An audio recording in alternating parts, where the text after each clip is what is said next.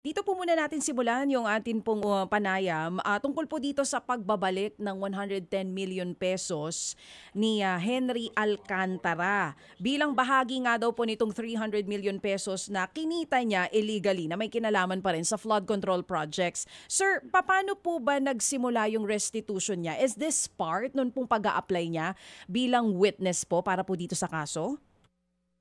Well, I would not say, DJ Chacha, na part siya ng kanyang application. No?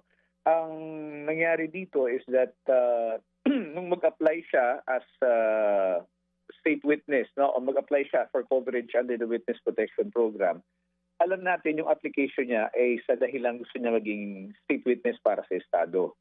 Ang ginawa muna dyan, in-evaluate muna yung kanyang mga salaysay na ibinigay at tiningnan yung mga detalye nito kung merong basihan at kung ito'y kayang suportahan ng iba pang ebidensya. Ngayon, nung makita na yung kanyang salaysay o mga salaysay na ibinigay ay sapat na, no? Dito po nagkaroon ng kasunduan. Ito po yung nakapaloob sa kanilang Memorandum of Agreement together with the Witness Protection Program na represented ng Secretary of Justice. At doon na po nabanggit yung usapin tungkol doon po sa pagsasauli at kung magkano yung isasauli at kung ano po ang covered nito. So, hindi po pala, kumbaga, parang naging parte na lang. But initially, hindi po talaga ito kasama dun sa iplinid nitong si Alcantara. Pero sir, yung figure na 300 million pesos, na una na nga po na ibalik yung 110, ito po ba'y galing din mismo kay Alcantara o DOJ po ang nagtakda nito? Well, may pinagbasihan niya na hindi yan yung 300 million na sinabi ni Mr. Alcantara na ito lang yung isusoli ko. Tandaan po natin na may marami hong proyekto, no, na involved si Ginoong Alcantara. At ito pong 300 million ay patungkol lamang doon sa mga nailahad at naikwenta namin base doon sa alam namin na tinatanggap ng the district engineer during that particular time. Ang sinasabi nga po is parang may percentage lamang po silang tinatanggap at doon sa porsyento na yon, meron din lamang porsyento na natatanggap si Ginoong Alcantara.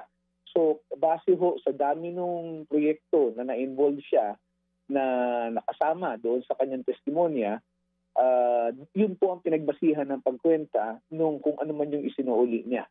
No? Na nagsimula nga po sa 110 million lang po muna ang naisauli as of last week.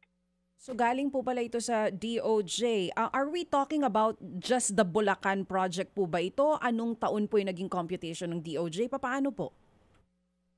And ganito ma'am, no? I do not have the details of yung coverage ng kanilang Memorandum of Agreement. Pero ang natitiyak ko po is that hindi po ito kumbaga pangkalahatan, no?